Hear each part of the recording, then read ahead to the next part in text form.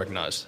Thank you, Mr. Chair. Thank you, Representative Skolton. And I rise today to oppose the Dirty Water Act. This bill will make it more difficult to keep our water clean and will ironically add more uncertainty to the permitting process, just the opposite of what we need to have happen. This bill guts federal, state, tribal, and local authority and resources to attain clean water and protect locally important water bodies. First, this bill significantly restricts federal oversight and regulatory authorities under the Clean Water Act.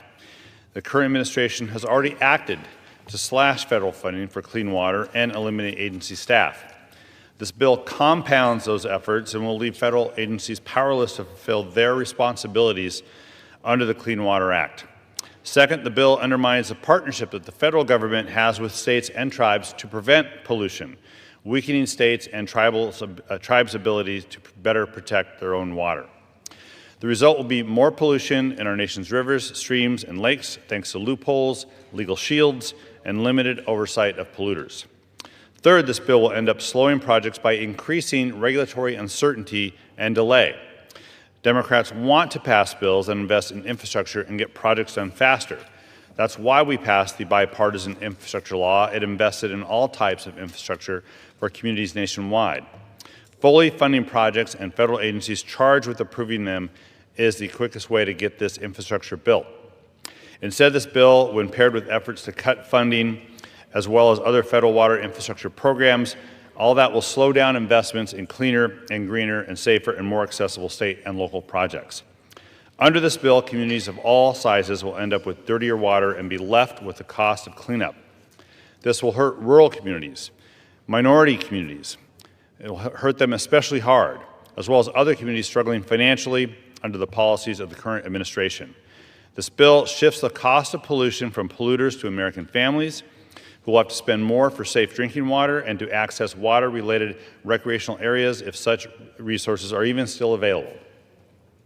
Members of this committee, on a bipartisan basis, have supported predictability in regulating clean water, and there is another way. We don't have to choose between clean water and a robust economy. We can have both.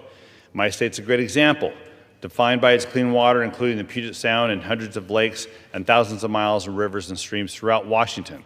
We all know that rivers, streams, and wetlands are intrinsically connected, and the health of the waters in my state and its water-related economy depend upon a strong partnership with the federal government and a level playing field among its upstream users and downstream neighbors, including local tribal communities.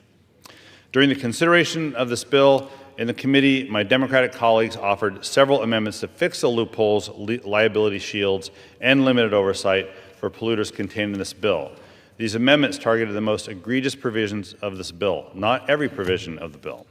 Provisions that eviscerated federal and state clean water agencies, provisions that made it easier for polluters to put more toxic and cancer-causing chemicals in waters, such as PFAS, arsenic, pesticides, and provisions that endanger not only our own health, but the health of local, regional, and state economies. These were all defeated on party line votes, unfortunately. But honestly, I do look forward to the T&I committee returning to its bipartisan work and create effective legislation that will upgrade our infrastructure, that will build our economy and create jobs, all while protecting our waters. Unfortunately, the outcome of this bill, if enacted, will be increasing pollution and contamination of our waters. And I oppose this bill, and I urge my colleagues to do the same. And with that, yield back the balance of my time.